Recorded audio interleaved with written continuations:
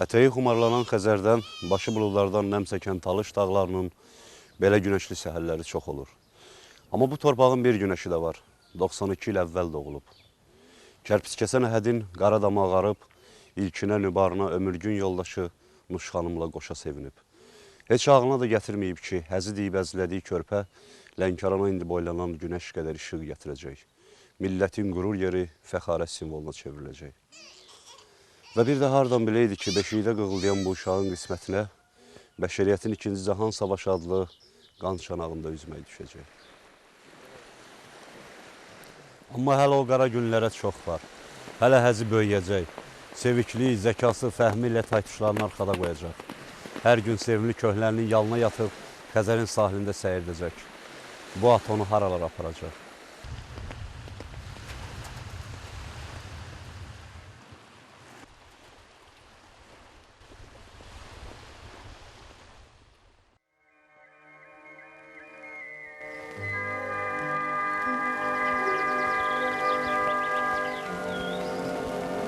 Adın nədir? Fuat, Kimin oğlusan? Yaqubun. Böyüyəndə yəqin tarçalan olacaqsan, hə? Bəli. Mən tacir. Bəs sən? Həkim. Ay, sağ ol. Bəs sən?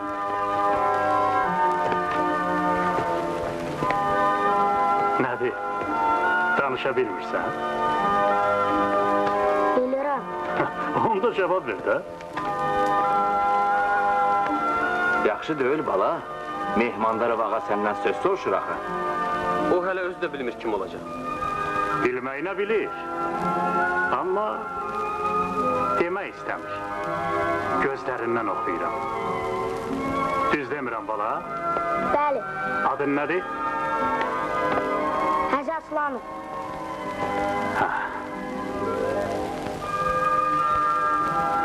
Bu uşaqda nəsə var. Vaxt gələr, mənim sözlərimi yada salarsınız. Mənə orada kimsə qocalardan, lənkəranlardan, yaşlı adamlardan demişdi ki, o vaxtı mən öz gözümlə gördüm ki, Mehmandarov həyətdə oturmuşdu. Yanında bir neçə nəfər söhbət edirdilər və orada saldılar həzini deyil. Mən uzaqdan gördüm ki, bu uşağı saldılar. Mehmandarov onunla danışdı. Hətta ya alma, ya armud, yadımdan çıxıb da hansısa meyvə verdi uşağa. Həzi də getdi. O vaxtı Bakıda Səlyan qazarmaları deyirlər. Orada piyadalar üçün deməli, kiçik komandirlər hazırlayırlar. Həmin o piyadalar məktəbində Azərbaycanın çox görkəmli hərbiçisi, deməli, Rus artilleriyasının Allahı adlandırdıqları Əliyəğa Şıxlinski o vaxt onlara dərs deyib. Və Əliyəğa Şıxlinski o vaxt vəsayət olmadığı üçün hərbi nizamnamə yazıb. Və bir çox hərbi məsələlər haqqında bunlara müəyyən kitablar, müəyyən maqalələr yazıb verib bundan istifadə ediblər. Həzinin diribaşlığı, həzinin belə necə deyəli, işə can yandırması generala çox xoş gəlib.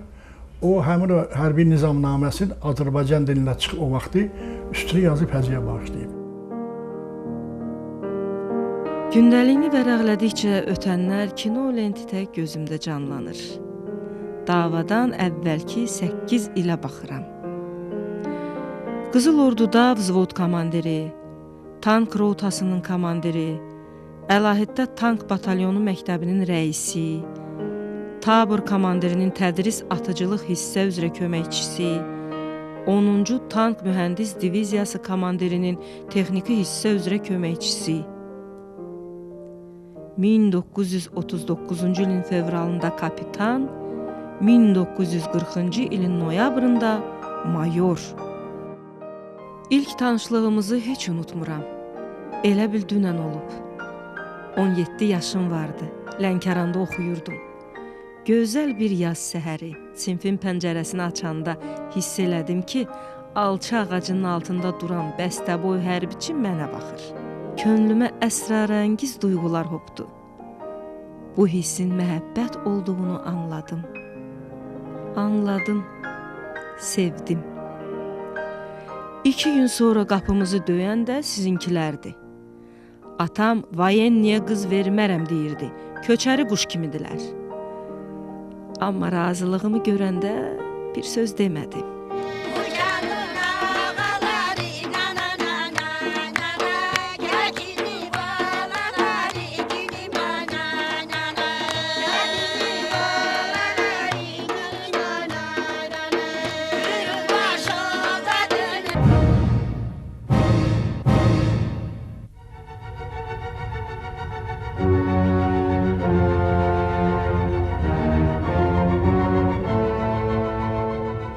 ...1941-ci il iyunun 23-nə keçən gecə Alman aviasiyası basqın elədi. Bomba tökməyə başladı. Dan yeri söküləndə biz qeyri-bərabər döyüşə girdik. Müharibənin başladığı günü gündəliyinə belə qeyd eləmisən. Benim Ceyran balam. Şimdi gezmeye gidecek, birazdan atan da gelecek. Kurban olum sana benim kaşey balam. Vay değil. Gəlin içəri.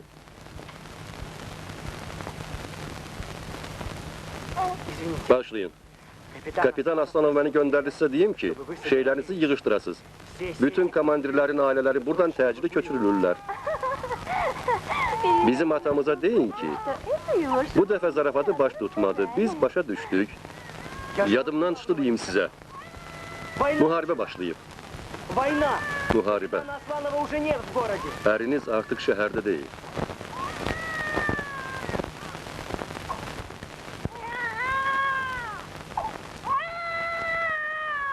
İki az yaşlı uşaqla min bir müsibətdən keçə-keçə 6 aya mənzil başına yetdik. Bu vaxt ərzində evə xeyli nigarançılıq dolu məktub yazmışdım. Hamısını saxlamışam.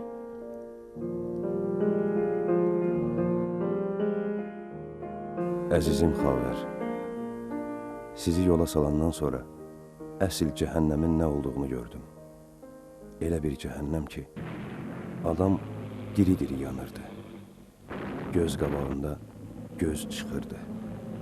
Baş bədəndən üzülürdü. Havaya qol qıç qalxırdı. Hər şey elə sürətlə baş verirdi ki, adam bunların həqiqət olduğuna inana bilmirdi. Düşünməyə belə vaxt qalmırdı. O qədər qışqırıq vardı. Bombaların səsi eşidilmirdi. Faşistlərin qırıcı təyyarələri yerəcən inib, kərənti otu biçən kimi adamları biçirdi. Mən burada bir ana gördüm. Yanımda 2 uşaq. Güllənin ikisi kürəyindən keçib kiçik uşağı öldürmüşdü. Sağ qalan uşağı tanka götürdük. Yadıma sən düşdün. Axı, səni tək yola salmışam.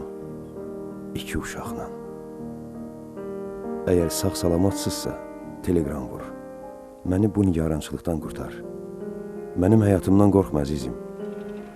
Gördüklərimi sən görsəydin, deyərdin ki, ömrünün axırına qədər intiqam al, əzi. Müharibə başladı, Xavər. Müharibə başladı. Həzir Aslanov öz ailəsini çox sevirdi.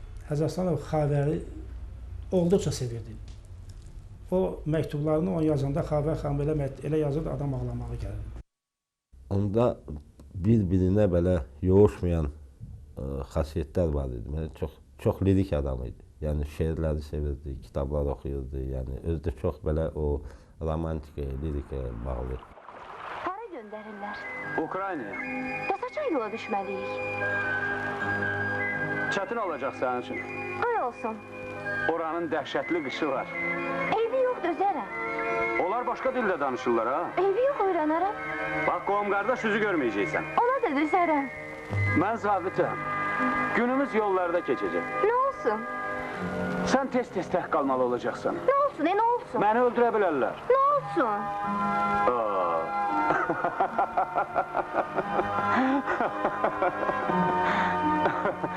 Bağışla, səfəhlik elədim. Çox yersiz zarafat oldu, ha? Sanki məni tanıyırsan, zarafatsız keçinə bilmirəm. Xasiyyətim belədir də. Yaxşı, bağışla. Sən Allah bağışla. Bir də belə zarafat eləmərəm. Amma məsələn, o döyüşə zada gələndə çox sərt və çox tələbkar adam idi. Bu adam belə fövqəladə adam idi. Elə bir bu anadan hərbiçi doğulmuşdu. Ona Allah böyük bir vergi vermişdi, sərkərdar vergisi. O və bütün əməliyyatları o sözün ən sağlam mənasında çox avantür qururdu. Yəni onun tankları absolut bir gözlənməyən yerdən çıxa bilərdi düşmənin üstünə. O səhnəsə çox yaxşı, yəni artistizmə malik olan səhnələndirilmiş işlər qururdu ki, yəni düşməni allatsın, dezorientasiya eləsin və lapdan bir deməli zərbə ilə bütün əməliyyatın məsələlərini həll eləsin. Mən 17-ciyəm, mən 17-ciyəm. Düşməni görürəm. Döyüşə hazır olun, ara saxlayın.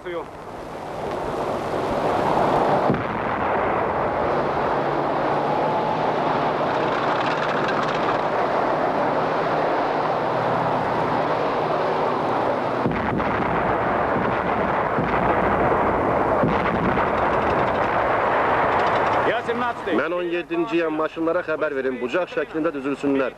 Kuznetsovun batalyonu irəlidə. Qaz ver, paşa, qaz. Mən 17-ciyəm, zirehlərlə doldurun.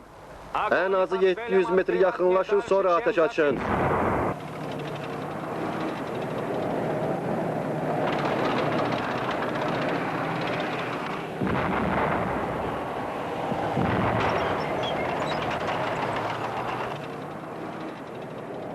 O uzun deməli döyüş, uzun döyüşləri sevirdi. O внезапный удар, нападение, атака, победа.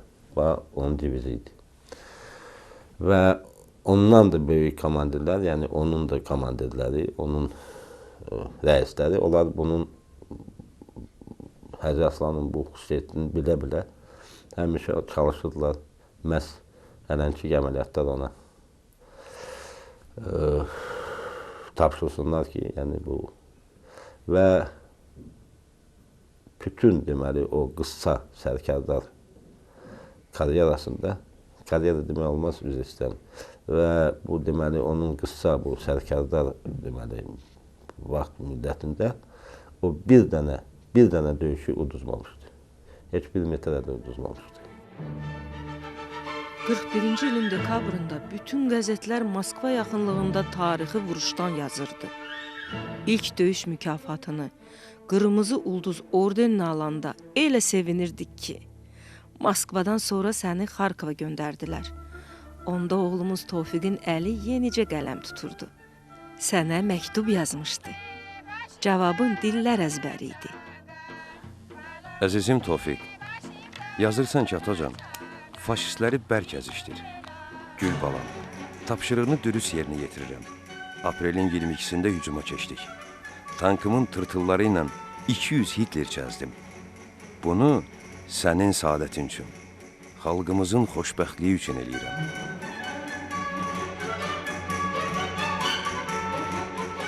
Stalingrad cəbhəsində deməli Pavlovun qoşunlarını mühasirəyə salmasında, mühasirə halqasının qıfıllanmasında Hacı Aslanov böyük deməli rol oynayır və bunun haqqında da vaxt Pravda qəzetində belə bir material çıxmışdı. Düşmənləri Hacı Aslanov kimi qırmaq lazımdır. Mikhail Stepanov deyəsən, mən onunla görüşdüm Stalingradda. 2 dəfə görüşmüşəm ondan. İkisi 3-4 dəfə bunlardan güclü. Manişteynin məsələn tank qoşullarının qabağına bir tank polkundan bir süvari atıcı polk dayanıblar. Verkhneykumsk kəndində. Qızğın döyüşlər gedir. Əgər o Hacı Aslanovu müdafiə edildikləri yerdən Almanlar yarıb keçsələr, ola bilsin ki, məsələn, Stalingrad məsələsi biraz da çətinləşə bilərdi. Orada əməliyyatı başlayanda, yəni Almanlar qışqırdılar ki, Çorny Diavol. Bu sırf deməli Əzi Aslanovun tankistlərinə, Əzi Aslanovun bu ordusuna aid olan deməli söz idi.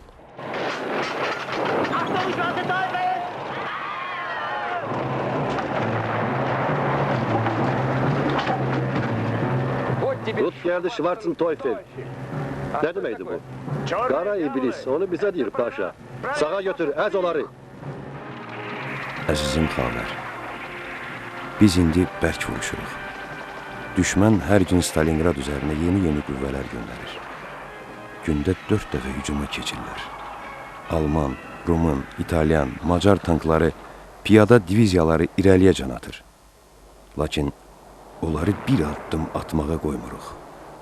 Hərb meydanında düşmənin minlərlə əskəri ölür, yaralanır. Düşmən geri çəkilir. Az sonra Lənkərana gəldin. Bəlkə də Lənkəranda elə bayram olmamışdı. Cəmaat dəstə-dəstə görüşünə gəlirdi. Hamı səninlə fəxr eləyirdi, Əzi. Mən uşaqdım onda, orta məktəbdə oxuyordum. 1-ci, 2-ci sinifdə oxuyordum gərək ki. Mən eşitdim ki, Həzrət Aslanın Lənkərana gəlib. Onun Lənkərana gəlməsi böyük bayram idi. Baxmayaraq müharibənin ən çətin, ağır, ac günlər idi. Bütün cəmaət çıxmışdı həzini qarşılamaya. İnanırsınız ki, onda həziyə olan məhəbbəti, onun qəhrəmanlığına, onun şücaatına bizim xalqımızın başını ucaltdı o dövrdə. Onda acından ölən də həzini görürdü, elə bilirdi ki, bir ayda xörək yeməsəydi, bəlkə də özünü ac hiss eləmirdi. Həzrət Aslanov deməli Bakıya gəlir, Mirzəfər Bağırovun qəbuluna gəlir. Baxır Həzrət Aslanova deyir, mən inanmazdım ki, düşmanın canına lərzə salan qəhrəmanın boyu yəni belə balaca olsun. Cəbhəyə təzə qayıtmışdın. Şəklin bütün qəzetləri bəzədi. Geriyə bir addım da yoxdur əmrindən sonra keçirilən döyüşlərdəki şücaətinə görə 42-ci il 22 dekabrında Sovet İttifaqı qəhrəmanı adına layiq görüldün.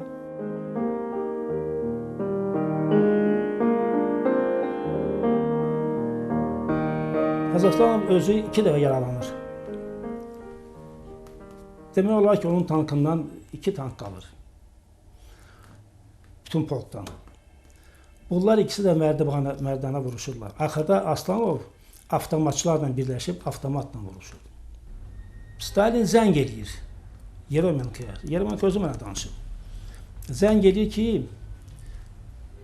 Bazarlarda təbrik edirəm sizi ki, siz qalib gəldiniz, diyana bildiniz, qoymadınız almanları məsələn mühasirəyə aldınız, yaxşı döyüşdünüz, mən sizdən çox razıyam, çox sağ olun. Sonra deyir ki, bəs kim fərqləndi?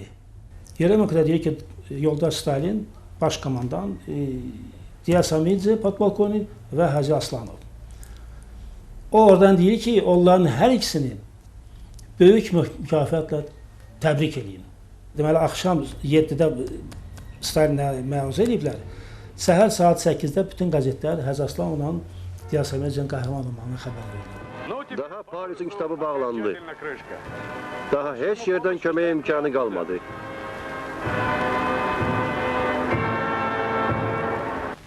O irəli çəkilmək sözünü demək siz kəşf eləmişsiniz. Təsadüfən oldu yoldaş komandan. Axı mən Rus deyiləm. Kələk gəlmə bizə. Siz və podpolkovnik Skirtladze Sovet İttifaqı qəhrəmanı adı almağa təqdim olunmuşsunuz. Təbrik edirəm. Sovet İttifaqına xidmət edirəm. Salam yoldaş Aslanovçular. Pravda qəzetində Cinahlara zərbə adlı məqalən də çıxdı. Üzbəyüz həmlə nə qədər cəlb edici görünsə də, üstünlüyü həmişə düşmənin cinahlarına zərbə indirməyə verirəm. Düşmənin cinahlarını axtarmaq, ona ən zəif yerindən zərbə vurmaq asan deyil. Bunun üçün hər bir komandirdən böyük əmək, zirəklik və mətinlik tələb olunur. Məqalən çıxan gün Lənkəranda əməlli başlı şadyanalıq oldu. Hər yerdə hamı səndən danışırdı. 10-15 gün keçməmiş polkovnik rütbəsini aldın. O gündən sonra demək olar ki, hər gün qəzetlər səndən yazdı. 2 film mən çəkmişəm, bir filmdə Rasim İsmailov çəkib. Bütün filmlərdə düz göstərilir bu döyüşlər. Hamısı düzdür. Azdır. Çünki daha filmdə o qədər 4 illik döyüşü göstərmək olmazdı. Amma hamısı düzdür. Orada uydurma heç nə yoxdur. Yeri gəlmişkən deyim ki, məsələn, o filmin adını mən özümdən uydurmamışam. Mən onun həyat yoldaşı Xavər xanıma yazdığı kağızdan götürmüşəm.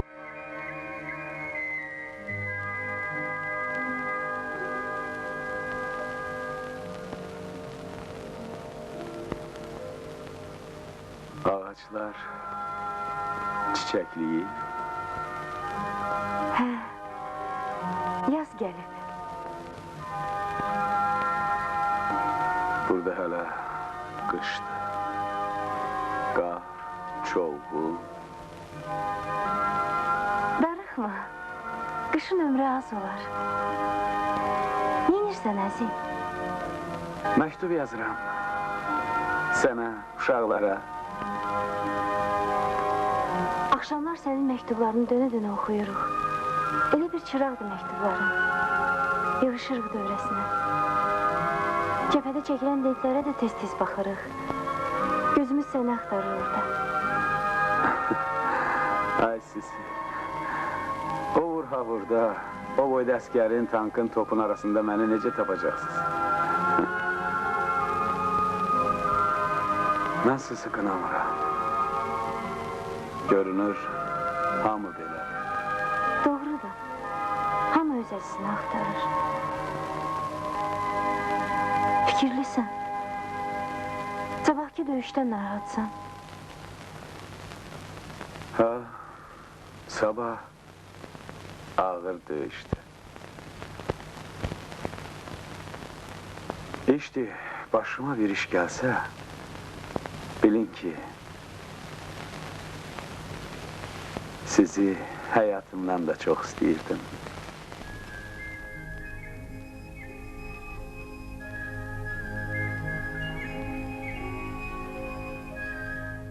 Cəbhə dostların tez-tez yığışır, səni xatırlayırdılar. Haqqında elə möcüzəli şeylər danışırdılar, lap məəttəl qalırdım. Texnika elmləri doktoru Paqarelka atəş altında hər tərəfə güllə, mina, mərmi qəlpəsi səpələndiyi anlarda necə hücuma keçdiyini danışırdı. O qeyri-adi, cəsur adam idi. O bizim tankların önündə Willisdə hücuma gedirdi. Açıq maşında müşahidə aparırdı. Döyüşlərə rəhbərlik edirdi. Əsl yaradıcı idi. Risk eləməyi bacarırdı.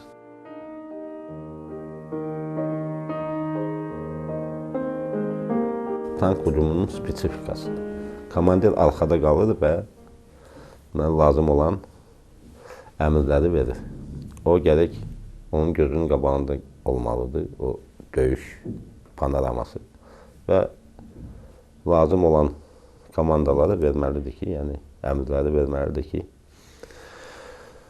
Amma çox səbirsiz, çox cəsur, çox temperamentli, böyük temperamentə malik olan insan idi Hacı Aslanov. O təbiətcə sözün ən böyük mənasında əskər idi. Onun yoldaşları mənə danışırlar, döyüş yoldaşları. Mən təəccüb edirəm, belə adam olar mı məsələn, necə olur bu? Akademik Samsonov, o da Hacı Aslanovla bir yerdə vuruşub, siyasi işçi olub. O deyir ki, Musa deyir, biz deyir tanklarda deyir, o tankın qapısı var ya, lük deyir, yuxarıda deyir. Onlar örtülü deyir, hücuma keçirir da deyir. Hücum da hər yerdən atırlar. O Aslanov Willis maşının, öz maşınında ayaq üstə qabaqda gedirdi.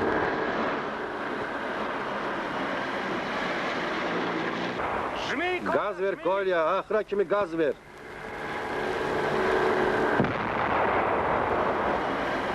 Oturun yoldaş general, yoxsa meşəyə döndərirəm. Döndərirəm səni. Qorxma.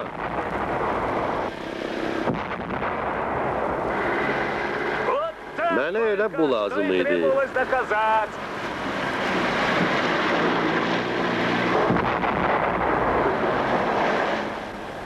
Şuydin deyirdi ki, belə söz seçməsək, bizim Allahımız Hacı Aslanov idi. Onun üçün biz bilirdik, deyir, indi müharibədir.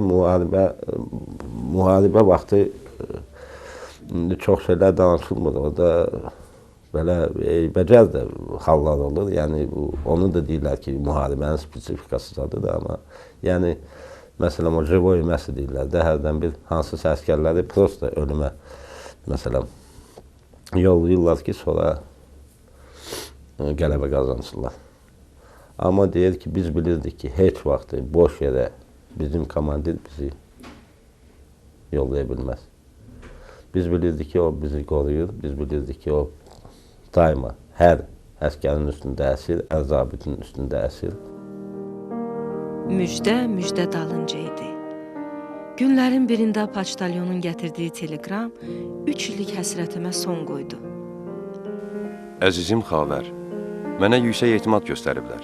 Moskvadayam. 3 ay hərbi akademiyada oxuyacam. Bu müddətdə yanında olmağımızı istədin. Uça-uça gəldim. Balaların da, mən də sənsiz çox qəribsəmişdik. O anlar ömrümün ən gözəl günləri idi. Xavər xanım o günlər o mənə deyirdi ki, heç yadımdan çıxmır ki, ondan sonra Həzərxanov görmədi onu. Bir də Həzərxanov cənazəsi bura gələndə orada gördü. Axırıncı görüşlər olub. Həmin günlərdə bir xoş təsadüf də oldu. Böyük Səməd Vurğunla qaldığımız Moskva mehmanxanasında qarşılaşdın. Az vaxtda bir-birinizə o qədər isnişmişdiniz ki. Akademiyanı qutaran vaxt səni İrana diviziya komandiri göndərmək istəyirdilər. Başqa təkliflər də vardı. Razı olmadın. Həzərxanov çağırıldı bura. Burada komando işi qoymaq lazımdır. Necə bəy demişdi ki, ancaq həzdən başqa heç kəs ola bilməz. O vaxt Nazirlər Səhiyatının sədri Temur Kuliyev deyir ki, bəs Həzərxanova baxı döyüşən ordu sırasından onu kim buraxar? O deyib, onu mən özüm həll edərəm. Bavarov zəng edir Stalinə. Stalin buna razılıq verdi. Dedi, Mircəfər, necə istəyir? Necə də sən fikirləşirsən? Bakı sənə baxır, Azərbaycan sənə baxır. Həzərxanov da elə vaxtıdır, tankın içində də qırır çatır aləmi.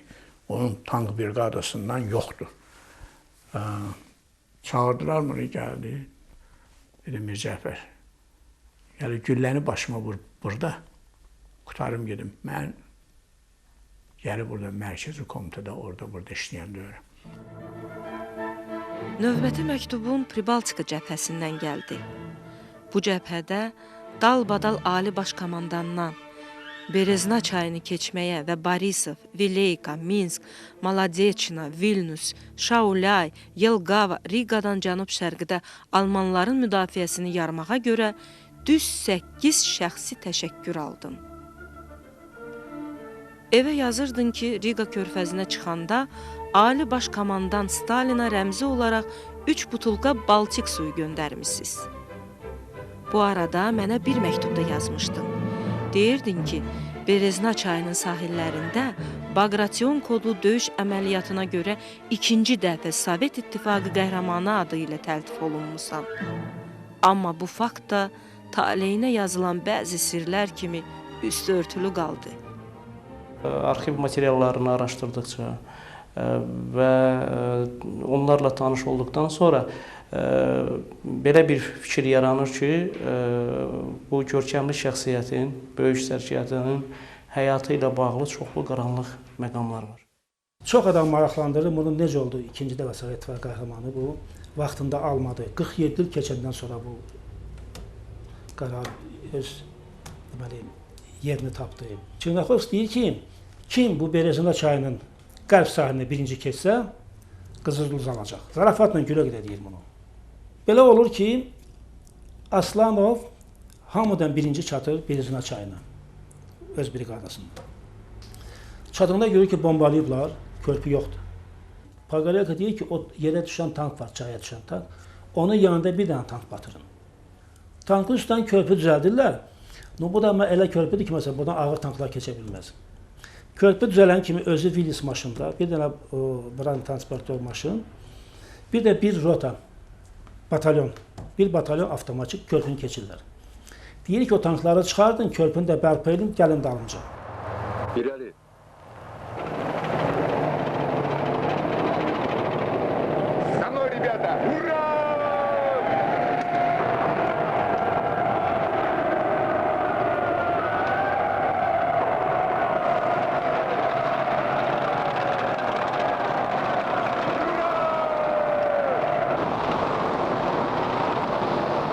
Mən 17-ciyəm, mən 17-ciyəm. Düşməni görürəm.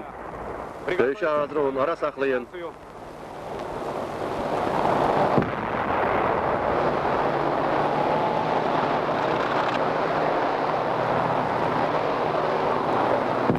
Çernyakhovski çağırır hamısını, Hacı Aslanovu ikinci dəfə Sovet və qəhrəmanlarına təqdim edir. Sonra aradan 15 gün keçmiş, Aslanovgilin korpusu 3-cü Belarusiya cəbhəsindən alınıb, verilir 1-ci Pribaltika korpusuna. Orada da komandan olur Baqramyan. Bu təqdimata baxırlar, Baqramyanın deməli komissiyası baxır. Elə olur ki, bu ərəfədə Çernyakhovski həlak olur. Təqdimata baxırlar, iyunun 23-dən iyunun 30-una qədər gördüyü bütün işlər, əməliyyat, əldə elədiyi qənimət hamısının 30%-i burada göstərilir. 70%-ni gizlədirlər. Mən axtardım, tapdım. Burada gördüm ki, burada elə şeylər yazılıb ki, bu əməliyyatların hərəsi bir dəfə Sovet və qəhrəman layiqdir. Bu, burada görülür. Burada xəyanət ediblər. Gündəliyi dəyişdiriblər. Mən özüm gördüm, Baqramyanın qolunla yazılmışdı. Axı bu gündəliyi Çernyakhovskidir, Baqramyan verməyib.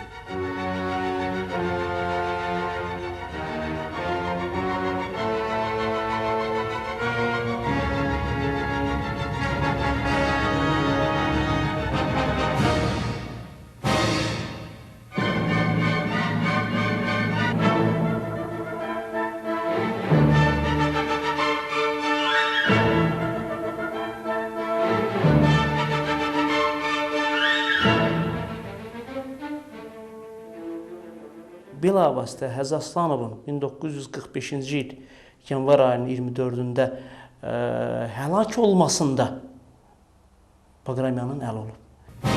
Azərbaycan rəhbəri bu məlum məsələydi, tez-tez Moskvaya gedirdi, SSR rəhbəri Stalinlə görüşürdü və öz növbəti səfərlərinin birində Mircəfər Bağırov köməkçisi Sərkisovdan həkimin harda olduğunu soruşdu, o onu evə buraxdığını deyir. Və bu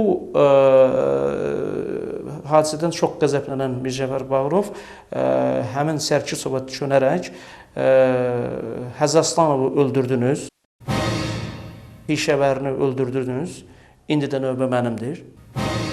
Çox əsəbi halda qapını çırparaq içəri keçir. Hacı Aslanov deyir, bir neçə gecə idi yatmamışdı, Bilgəçilinin dediyinə görə. Deyir, o gəldi, planı götürdü, öz villisində o planla tanış olduqda onu bir balaca yoxa aparır. Deyir, onun villisinin yanında deyir, bir mərmi partladı. Partlayış zamanı Hacı Aslanovun deyir, qarın nahiyəsi yaralanmışdı. Tiflisdə Biqaşvili vardı, o Hacı Aslanov briqadasının baş həkimi. O deyir ki, mən də deyir, gəldim deyir, tez. Hacı Aslanov deyir, biz öz gücümüzlə yardım elədik. Təyyarə gəldi ki, Hacı Aslanov aparsın Moskvaya. Oradan da Moskvaya 40 dəqiqəlik yoldur. Aeroplan gəldi, deyir. Təyyarə deyir, Hacı Aslanov yatdığı otağın dalında deyir. Ta Hacı Aslanov ölənə qədər orada qaldı.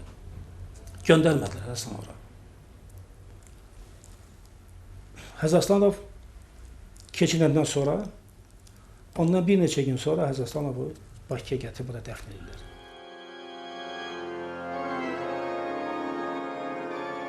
Cənazəni Bakıya gətirmək üçün xüsusi komissiya yaradıldı. Soyuq bir qış günü səni gətirən təyyarəni minlərlə adam qarşıladı. 59 il əvvəl Azərbaycan bu yerə qəhrəmanlıq zirvəsini fəth eləyən oğluna vida deməyə gəldi. Başını aşağı dikən qara bayraqlar kimi İnsanların üzü də göylər kimi tutulmuşdu. Ölümün Mircəfər Bağırovun da belini büktü. Səni çox istəyirdi o kişi.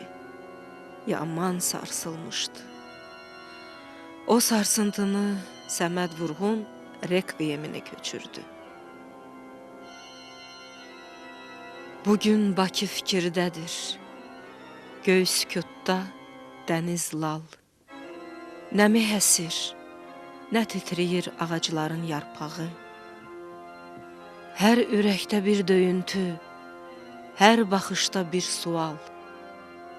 Bugün çatmış qaşlarını Azərbaycan torpağı. Qaşları çatılmış Azərbaycanın fəxarət simvoludur həzi. 34 illik ömür payını əbədi, zamansız edə biləcək bir sərkərdədir. Elə bir sərkərdə ki, Volqadan Baltikada şərəfli döyüş yolu keçib. Adını bu ölkələrin də tarixinə həkk edib. Və bu tarix hələ neçə nəslə örnək, neçə nəslə nümunə olacaq.